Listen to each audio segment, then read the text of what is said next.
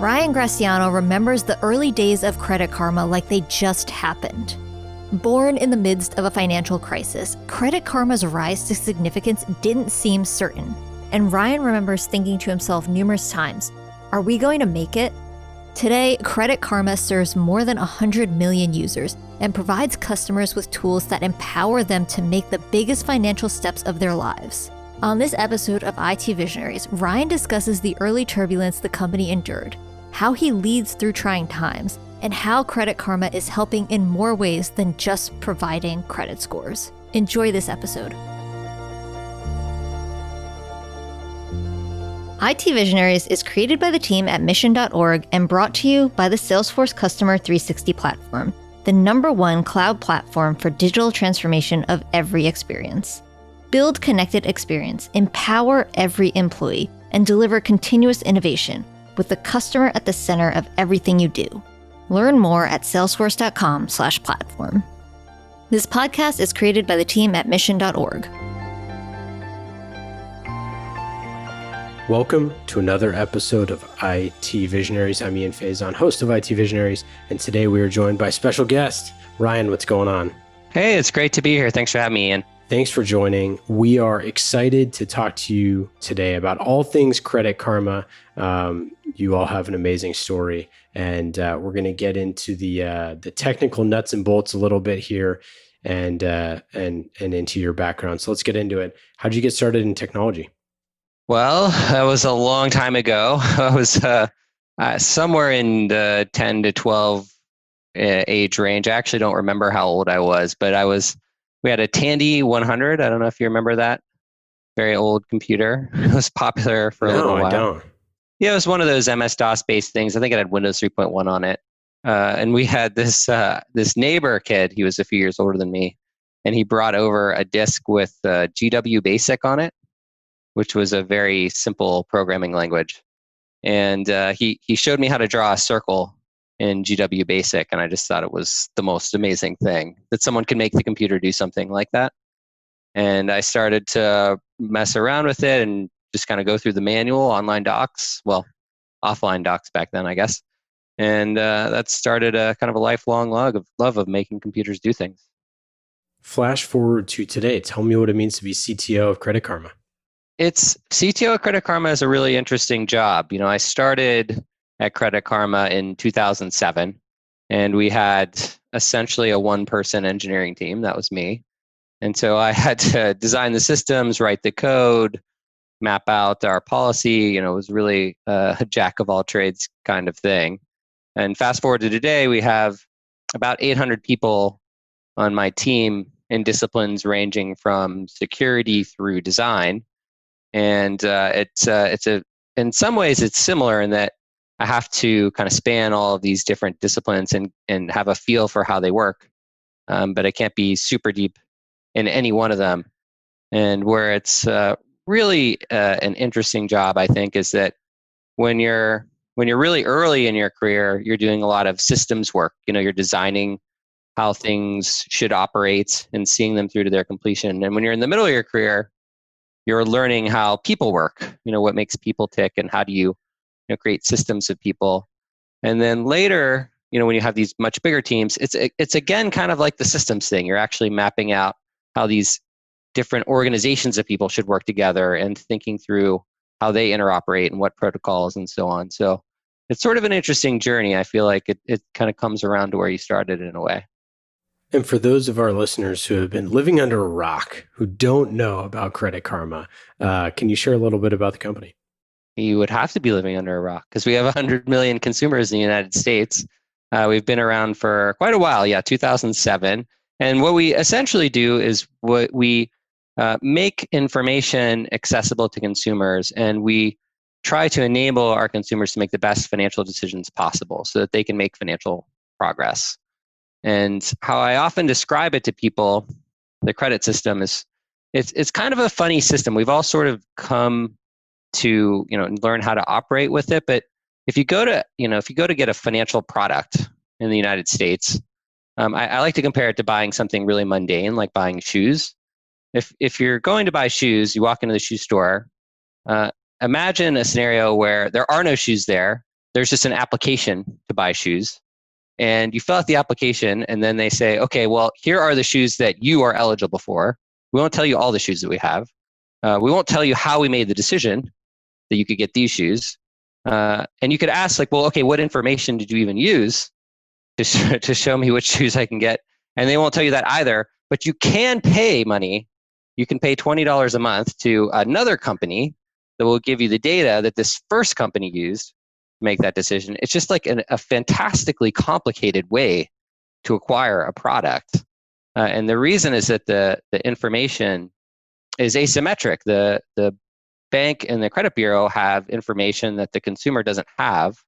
And so our idea behind Credit Karma is, what if we could give the consumer access to that information to level the playing field, so they actually could get some transparency into what products are available to them and make more rational decisions, creating a more efficient market.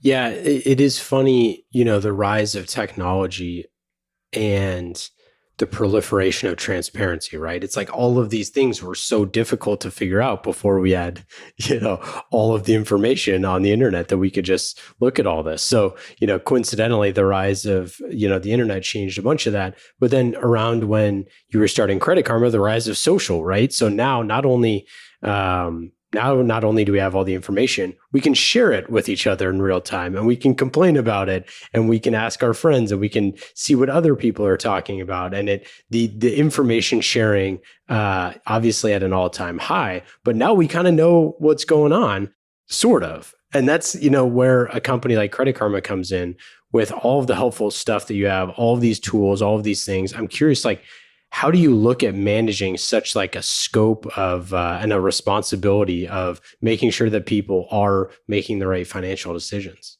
Well, I think first it's a very complicated problem. So what we try to do is break the problem down into its constituent parts, and often that is driven by who stands to gain from which system and which action, and we try to create solutions where everybody will win. So the consumer will win, the bank will win, and the credit bureau will win. Because as long as you can do things that are in everybody's best interest, everyone's very willing to work with you and make progress. If you're trying to make one party advance at the expense of the others, then you're met with great resistance, right? So how we constructed our initial vision was, hey, we'll figure out a way to make this information available to consumers. The bureaus will gain because it's a new way of monetizing their data. We'd be paying them directly rather than the consumer, and it's a much better interaction for them than the way that they were charging consumers before, which wasn't a great brand image for them. I think it's a much better exchange nowadays. And the banks gain because ultimately, when they have consumers who are better educated, who are making better decisions, who are taking products that they feel like are fair and balanced, they get more loyal consumers. So they get consumers who are a better credit risk, consumers that stick around longer, consumers that take multiple products with the same bank and develop some more loyalty. So I've always tried to approach it when we're breaking down the problem is, okay, how do we figure out a model that works for everybody? And the internet really has enabled that, via access that we have to machine learning at scale in the cloud, through direct access to consumers en masse through the App Store. All of these distribution channels and advanced technologies have really allowed us to disrupt finance in the way that would have frankly probably been impossible, prior to the mid 2000s. And I guess what is the state of where all this is right now? Where is the industry at?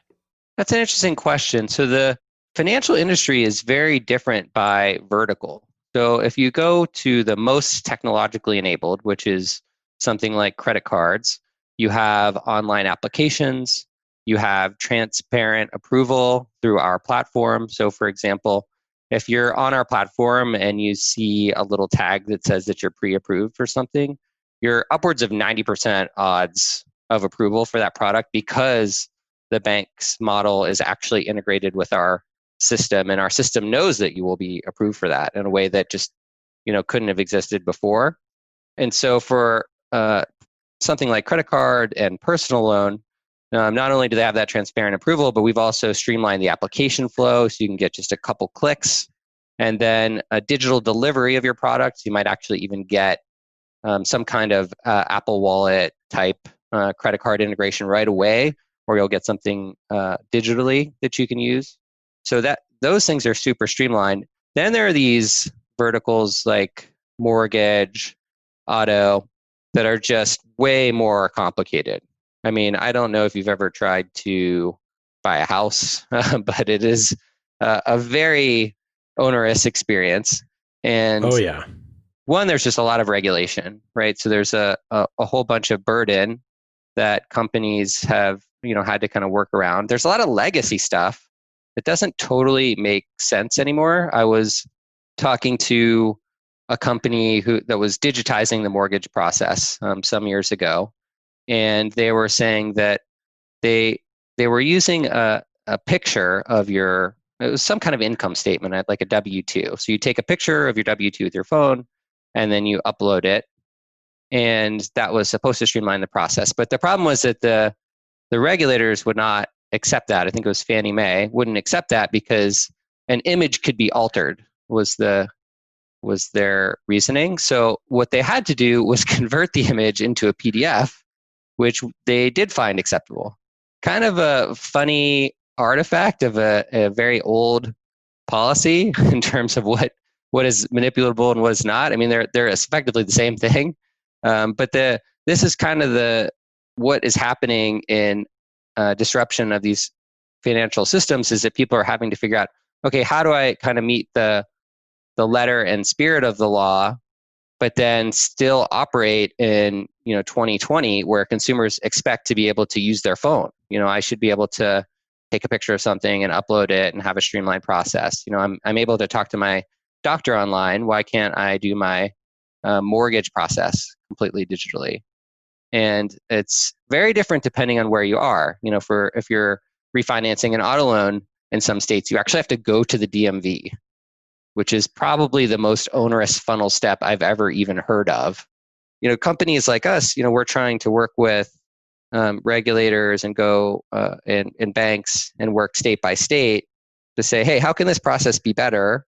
And how can we achieve the same kind of anti-fraud and pro-consumer policy, but do it in a way that today's consumers expect, and not in such a kind of painful, onerous way. So it really depends on which vertical and kind of which aspect of the financial system. But there's a lot to be worked through there. So in my prep for this episode, I was planning on just coming on and asking you to say, what credit card should I get? What's the best one? But fortunately, I went to Credit Karma. By the way, it took legitimately 4 minutes to go through everything, and just so many helpful tools. It's just great. I love it. And to your home buying point, I was looking back at my the home loans that I've had. I'm like, I couldn't even remember all of the home loans because they were bought and purchased and resold and all these other things that happens with these home loans. I'm like, how have I had so many home loans in my life? And yet, here I am not owning any property currently. It's just a wild world.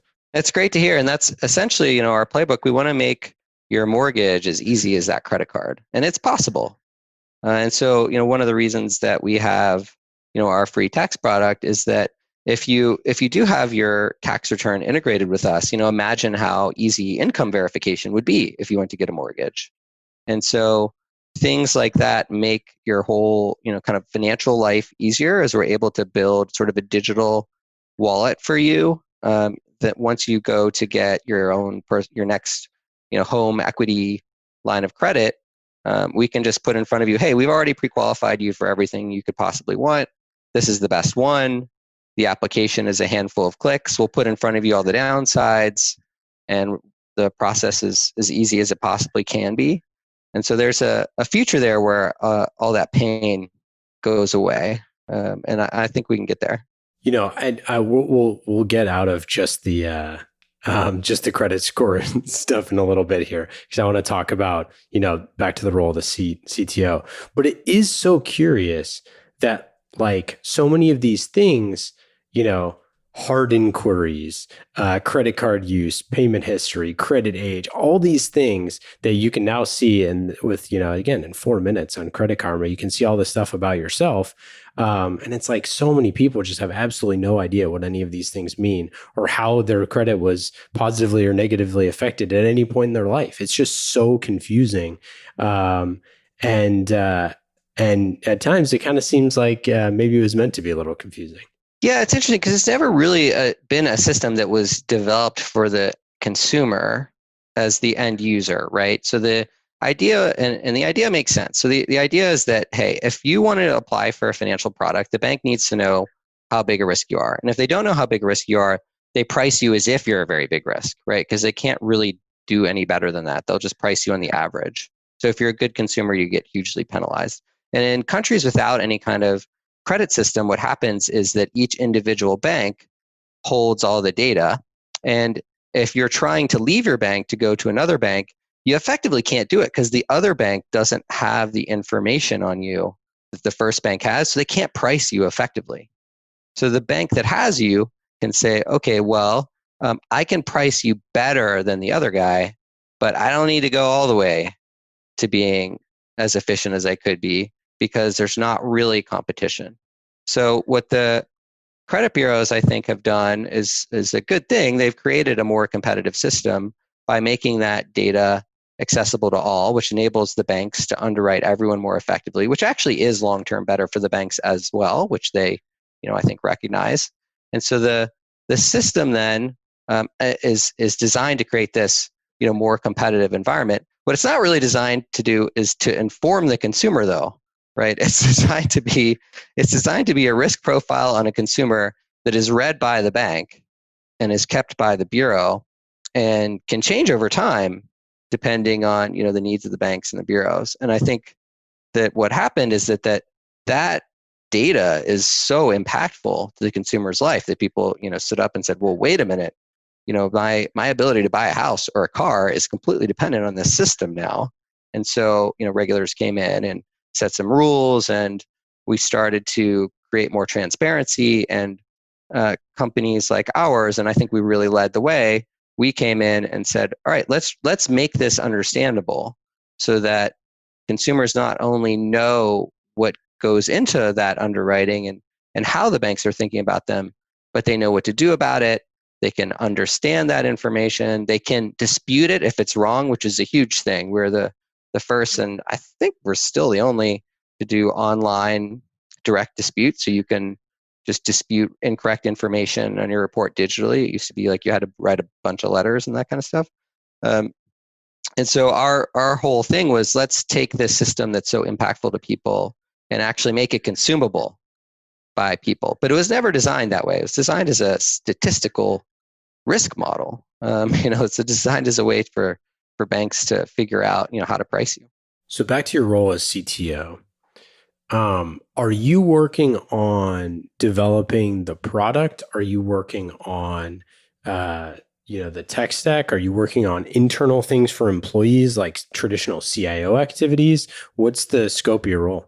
So underneath my purview, I have the engineering team, and we have an SVP of engineering that runs that underneath me. I have analytics, data science, and recommendations, the security organization, and our core product and design organizations. And so I span a lot of different things. It's essentially everything that kind of goes into developing the product. And what I'm typically thinking about is just what's the biggest thing that's really going to impact us in a year or two. Let's try to keep my head in a couple years out so that I'm constantly working towards what that goal looks like. And it depends a lot on what the year is. So, last year I was spending a lot of time on coming up with an algorithmic system that would effectively determine what content you see in which parts of our application so that our application could become I would say, fully intelligent, so that it would know who you are and what you're doing and what your goal is and what you have done and what your next step should be. And so we developed a lot of technology powered by a pretty sophisticated machine learning system that we have called our recommendation system. And effectively what it does is that it it recognizes units of content. You could sort of think of it as like a super flexible content management system. And it connects where you are in the product and what backing data that we have and what goals it knows about you to what we think you should be doing next to put the right content in front of you at the right time. And it changes its presentation kind of based on where it is, where it's stated, set in the product. And the reason for that is just that as our end goal is to be able to effectively automate your finances, we want to be able to not only make recommendations for you, but be able to say, hey, we could save you money right now. All you have to do is click this button, and it'll just magically happen. That requires a system that really is pretty sophisticated on the back end. And when we have so many different offerings, auto, mortgage, credit cards, personal loans being some of the products that we can offer, we also have a tax product. And you can imagine all of the different interactions between those things as you make one change financially. We want to change your tax return to reflect that. We developed a pretty interesting set of technologies that would enable that kind of thing. So my head was there last year because we had gone past the stage I would call capability building, which is where we're just sort of building the tax product, building the mortgage product, into where I would say is more of a next level sophistication where you're integrating these things in an intelligent way.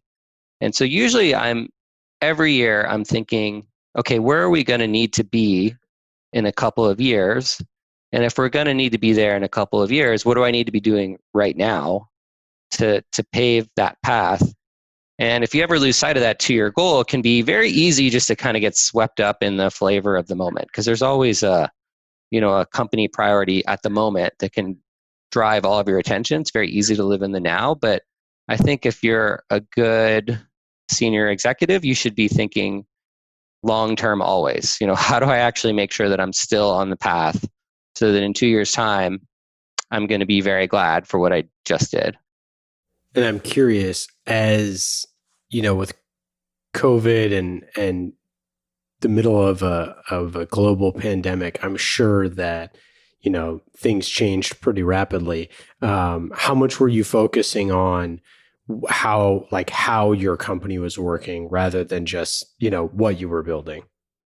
Very much. I mean, and this is one of those things that it just does depend on what's happening externally, what's happening internally, and and where you are in the year. And COVID was a really, I'm sure for everybody in every way possible, personal, professional, it's just a very disruptive and kind of crazy black swan event. And so for us, is managing everything at once. The financial system changed very dramatically overnight, right? Because as soon as there are hints of recession, banks change how they do underwriting. And fortunately, all that work we put into those smart and flexible systems, they immediately adapted. They immediately figured out that banks were changing their underwriting, and they changed the way that they were operating accordingly. So they weren't making the wrong recommendations to consumers, things that wouldn't make sense anymore.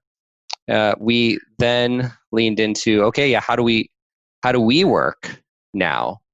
Which is, I'm sure everyone's going through this, but we were a very in-person culture.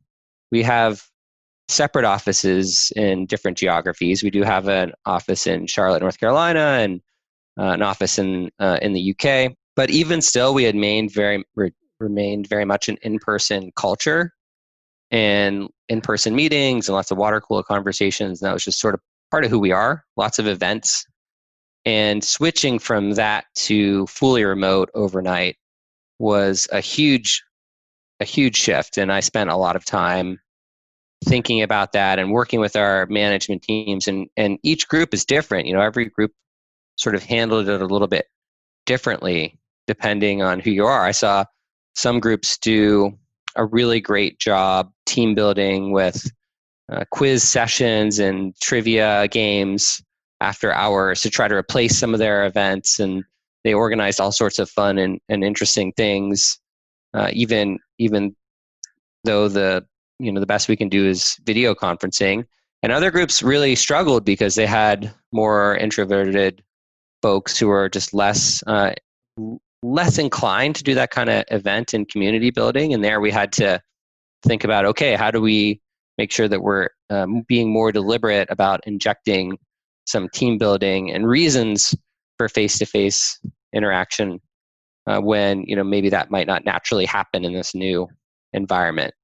And we learned a lot. I think one of the most interesting things is just seeing how impactful it actually is having people sit in reasonable proximity to one another in a strategic fashion, because you get so many of these just ad hoc interactions that build not only trust and community, but a lot of alignment and direction. And so we actually had to start structuring that stuff. You have to start being very deliberate about it.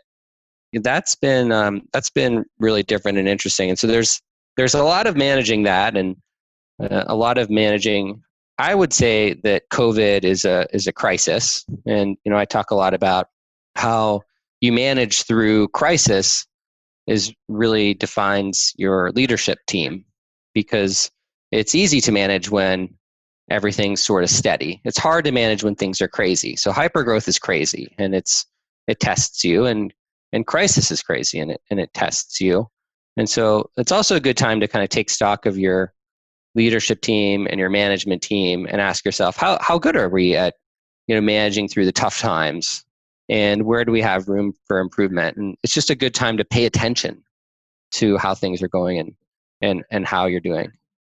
Have you found that, as a technology leader, that the way that you're, building and shipping products has kind of fundamentally changed for the near term future for good? And then also, I do want to ask about the fact you all built Relief Roadmap in and amongst the response to this threat. So I want to talk that as well. But first piece, how much has it changed, how you're thinking about, shipping? Yeah, I think that you can't pretend that the external environment is what it was, because when you have something that's so dramatic as COVID, you have to acknowledge that, look, all of our consumers' mindsets are shifting one way or another, and you have to acknowledge it. And the acknowledgement that I don't like is just sort of the standard email that you get, that inbox email from your shoe company that says, hey, we're your shoe company and we're thinking about you in times of COVID. I get it. It's a way to acknowledge what's happening, and you want to acknowledge it somehow, but it doesn't really help. And so we spent time, as soon as we realized how big this would be, strategizing, okay, what can we really do? Where can we really be helpful and make a difference? And with us and our platform, we thought that, well, one, we have a lot of strategic priorities that we think are very important in automating finance, and they still remain important, but what's happening right now takes precedence over everything. So we made that decision first, is that we have to prioritize current events above all in the moment, because it seems not only necessary but to do so, but almost kind of irresponsible not to do so, to ignore the needs of so many people. So then we said, okay, what can we do? Well, with our reach, with our 100 million people and the platform we just built, which is now very sophisticated in understanding who you are and what you need and what you need to do, and it's able to personalize content to you very effectively, we said, well, what is really missing right now is a way to figure out what you should be doing. Because at the time, and I think this is actually still true, what you're seeing is banks responding and saying, okay, we have this deferral program and this other program, and these are all the things that you can do. And then your county might say something, and the city would say something, and the federal government says something, and they're all doing things at different times. So any given day, you're getting a different email from somebody else, and they all have their own requirements, income restrictions and timing and fine print. And it's very complicated to track all of these different things. And so what we thought we could do is actually, what if we encoded all of these programs in our system and created an actual roadmap? So, hey, here's what you should do in this order. Here's how you should go down this list. and personalize it to you so that we're not showing you every bank's thing for mortgages. We're highlighting, this is your bank. This is what applies to you. If it doesn't apply to you, and we know it doesn't apply to you, there's really no reason to show you.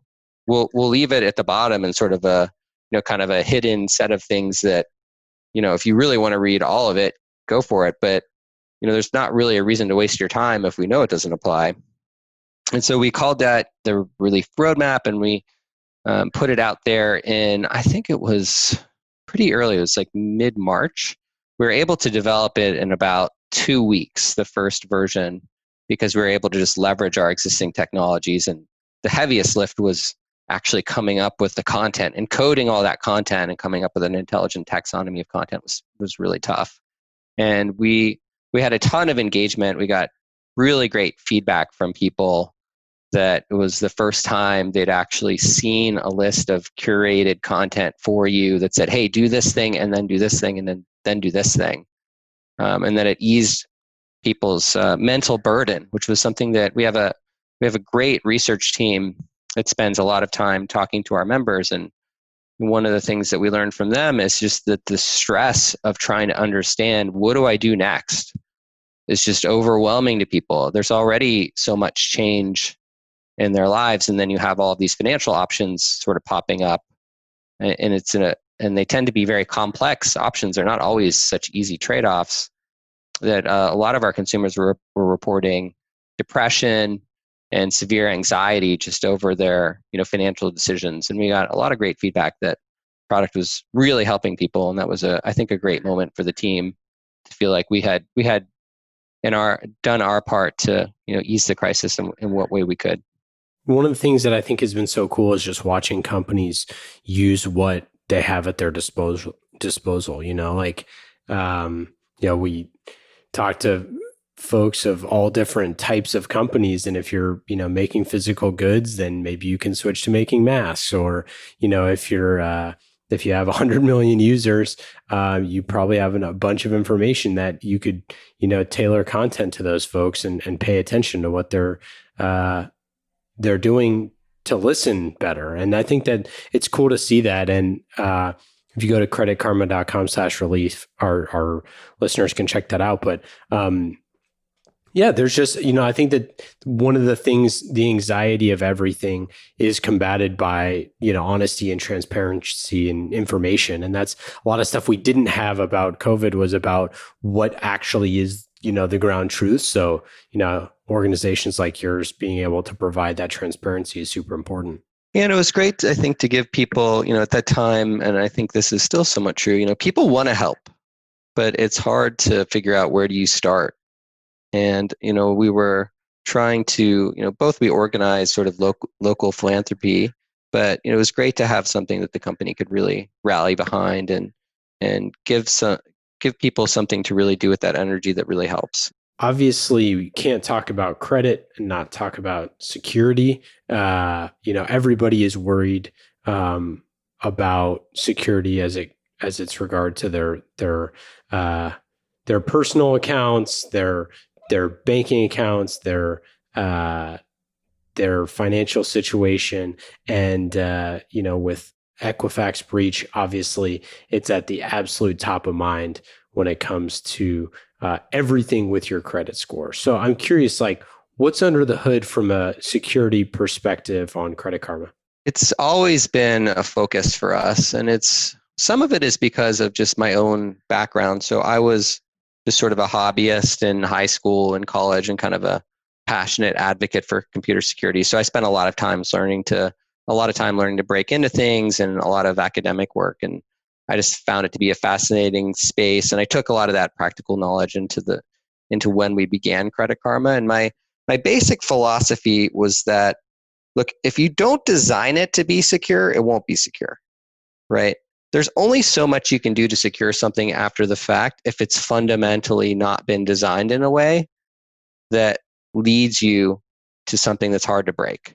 And so, we shot a video in our office to illustrate this concept to people. And it was one of our first videos that we did on the secure by design concept. And you do stuff like this to illustrate it to new employees, right? Because even if you have this kind of cultural foundation and people talk about it, you need to continually re-educate, which has always been a part of our process. And so in the video, we kind of demonstrate what the security team does and what the engineering team does and sort of what their respective roles can be and how they should integrate. And we have this metaphor where you can design, a castle, you can design a bunch of tents, and you can try to protect one versus the other. The castle's obviously easier to protect. It has higher walls, fewer entrances. It's sort of the prototypical difficult thing to break into. If you designed a series of tents and you've created a scenario where if any one tent goes down, the whole system goes down, you actually have a serious problem. You've designed something that can't be protected. And it's a bit of a naive analogy because actually in real life, the castle actually doesn't work because one single big thing is usually actually a problem. You need to create a system that is actually distributed in a way that breaking any one thing doesn't cause the whole house of cards to come down. But the analogy works because it gets people to understand, you have to think about it from the moment you start designing the system. You can't build the thing and then say, okay, how do I go secure the thing that I built? Because it could be too late. And so that mindset, I think, is the most important thing to have. And where we want the security team to really engage with the engineering team is at that design phase. Okay, what are we trying to do? And how can we do it in a way that will make it very hard to break later? And so we won't have to put a ton of effort into securing it after the fact because we'll already be done that way. And we've gone through, many iterations of that. And as the state of the art has changed, we've replatformed things and changed things as everybody has on the back end. But a lot of what we've tried to do is just make it extremely difficult to get to personal information, creating very difficult walls there behind our product. And system after system that we design, we're just always thinking through what are the most common vectors that people would, malicious attackers would use in overcoming these things, and how would we design that system to just take those away entirely.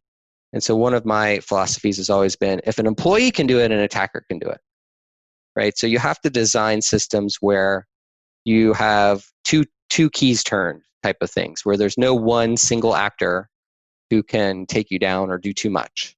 And when you start thinking that way, when you start thinking, well, I shouldn't trust my own people, even if you can, whatever. The idea is that if you think from a position of trusting your people, you're kind of trusting an attacker that takes that person's identity over. So you have to think, okay, I can't trust my own people. I need to create a system where no one person can ever take us down. And when you think that way, it leads you down, a bunch of interesting paths in how you design your IT systems and how you interact with your production environment and what line even exists there, and how you approach that, and how data is accessed and who can access data. And so we've spent a ton of time on that.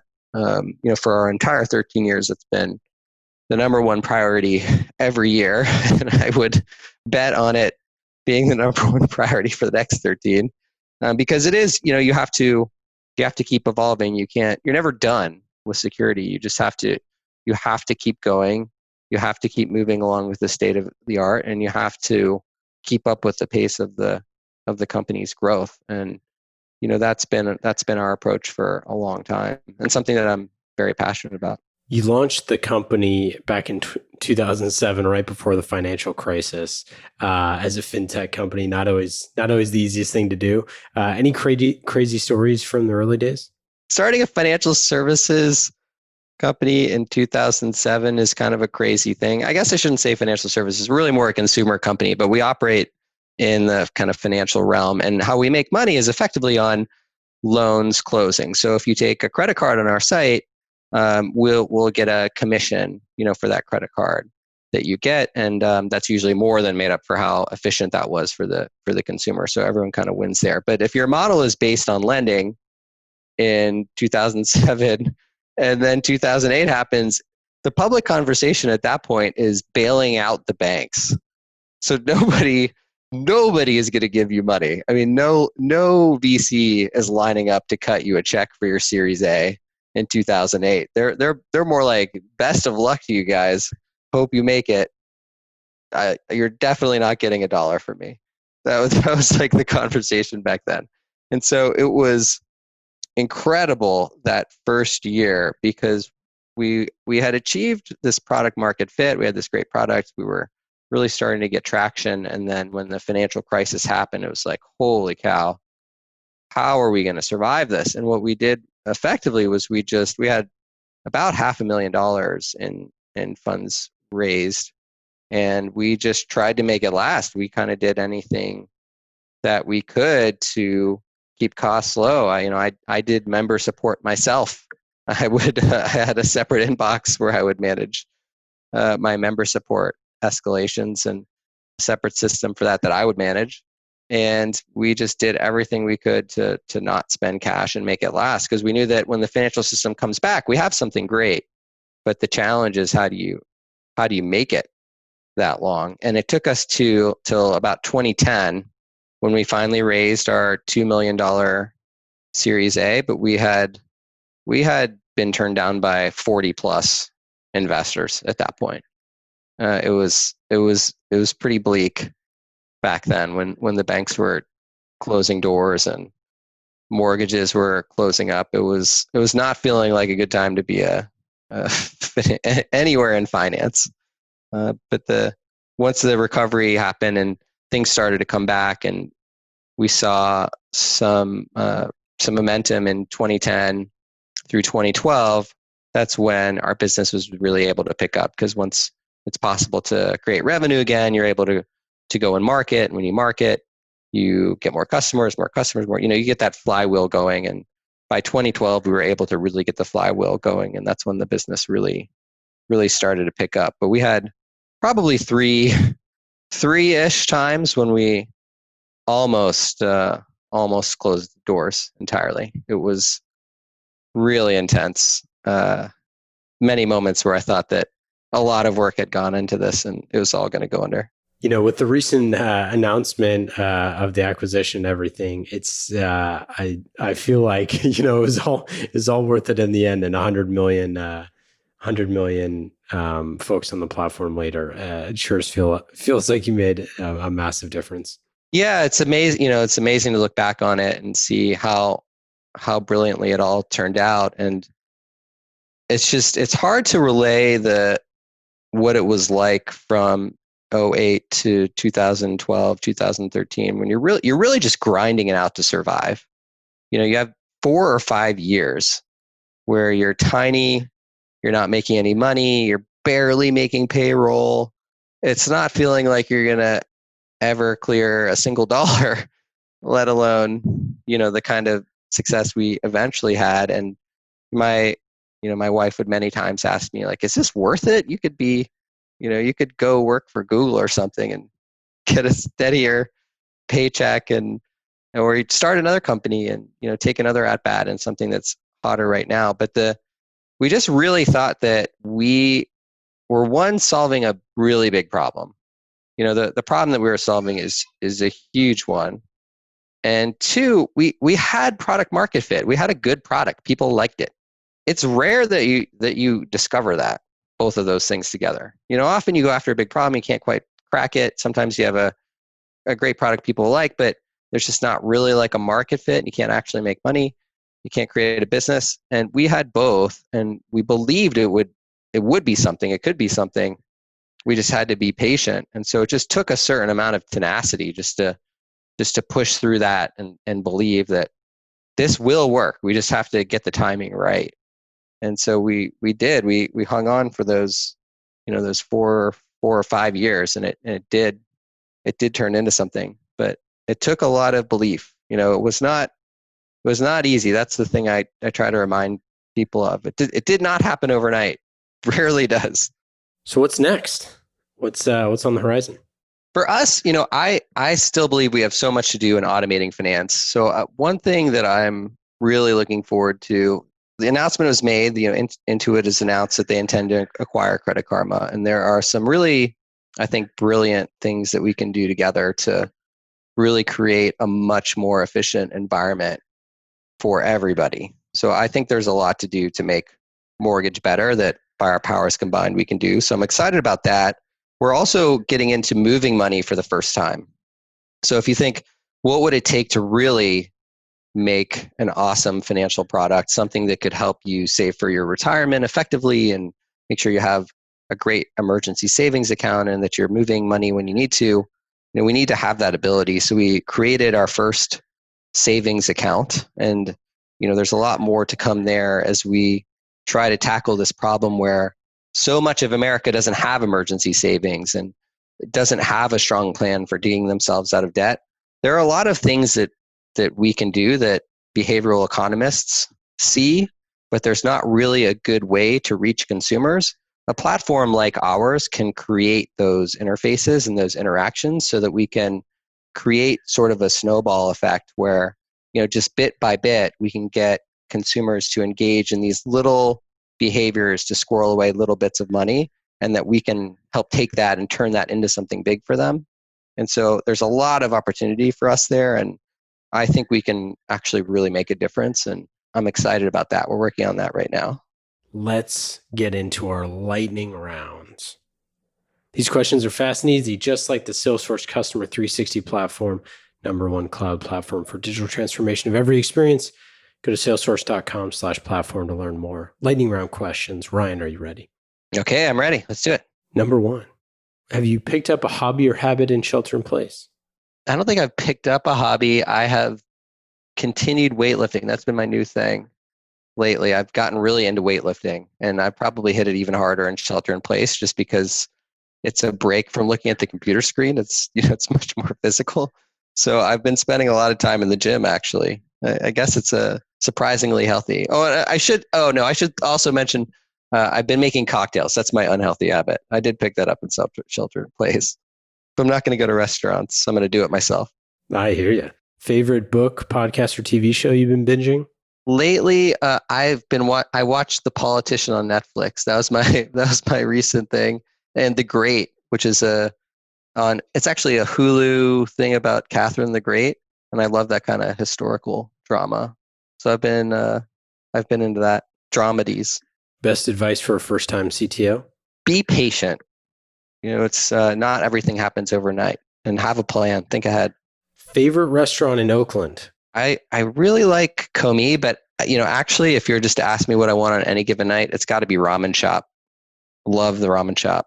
What question do you never get asked that you wish you were asked more often? I don't get asked that often about what we're sort of charitably, kind of personally passionate about outside of work, and we have a lot of things there. My wife is very much interested in prison reform right now and thinks that the prison system in the United States has contributed to a history of systemic racial discrimination. And it's kind of almost taboo in a way politically to talk about the prison system because of the way that justice works in the United States. And that's, I think, a super interesting area that I never really talk about, but here's an opportunity. Well, Ryan, this has been great. Thanks so much for joining. Any final thoughts? Anything to plug?